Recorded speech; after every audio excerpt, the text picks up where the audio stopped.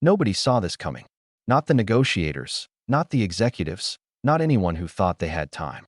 For months, everything had been happening behind closed doors. Quiet calls, draft language, adjusted numbers, promises floated but never written down. That's how negotiations usually work. Slow, controlled, predictable. Until they aren't. The moment the documents leaked, the story flipped. Not just for the league, but for everyone watching, from fans who trusted the process, to players who had been waiting, to networks quietly evaluating their options. And right in the center of it all, Caitlin Clark. Insiders say the CBA talks were already tense, not explosive, but heavy. Pay structures debated. Media rights argued. Scheduling concessions delayed. Leadership insisted everything was on track, but the leaked pages told a different story. A story of hesitation, limits, and fear of giving one player too much leverage. That fear mattered, because while the league was negotiating internally, attention was shifting outside the system. People weren't tuning out of basketball, they were tuning into her. And that's when the first mistake happened. Instead of reading the moment, leadership doubled down on control. Keep the spotlight inside the system, keep messaging uniform, keep power centralized. According to the leaked documents, that was the plan. Not malicious, just outdated. Because the world outside the boardrooms had already changed. What does bother me is some of the people I deeply respect, their basketball credentials, their basketball history, their commitment to basketball and women's basketball, I think have really not covered themselves in glory with some of this commentary.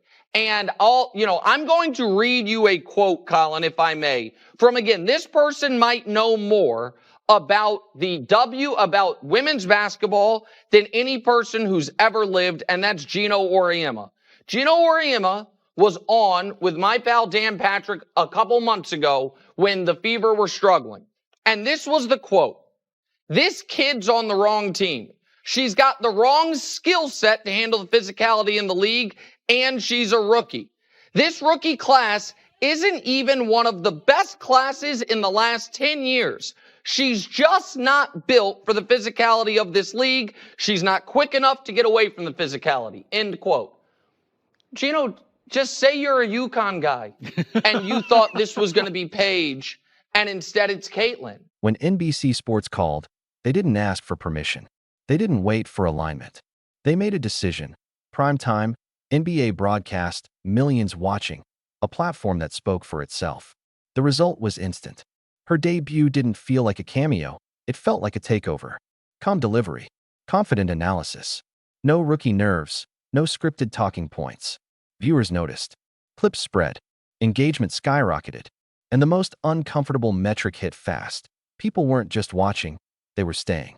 Meanwhile, something else quietly happened. Something nobody wanted to admit. Unfollows.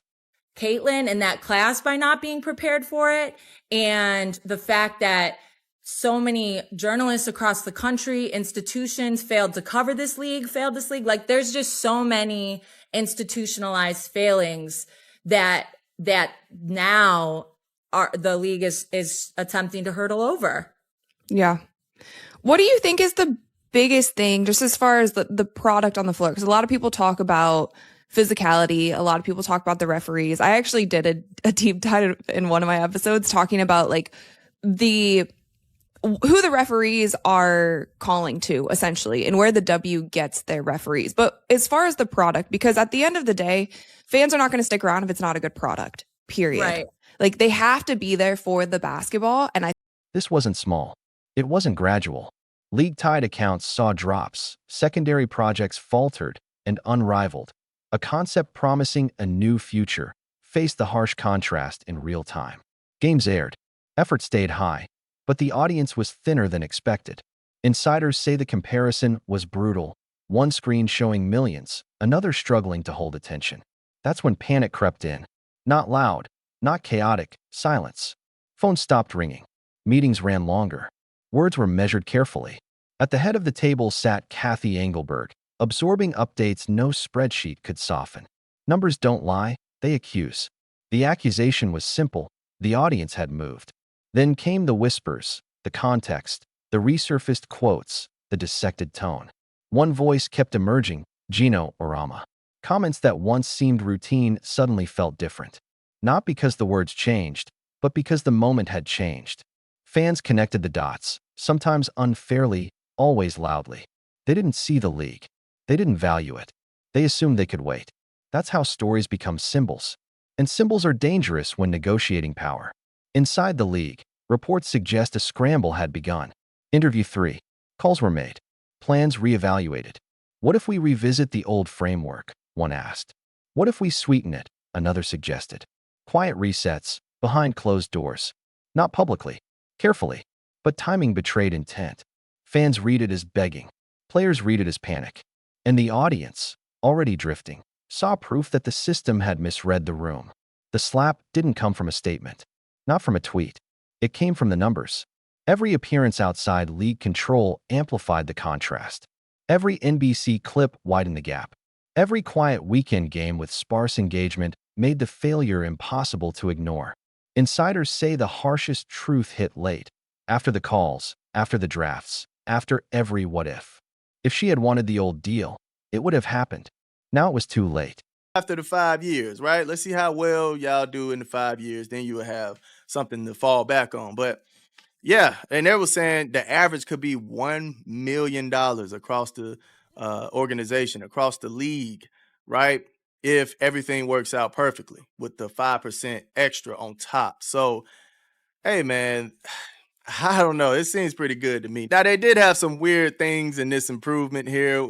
A few of them would be elimination of that grass testing, all right? That smoke is what we call it down here in Georgia. The smoke, okay? Now, it's crazy you would eliminate the testing, but then you would add new treatment programs for the grass or alcohol abuse. Like, what?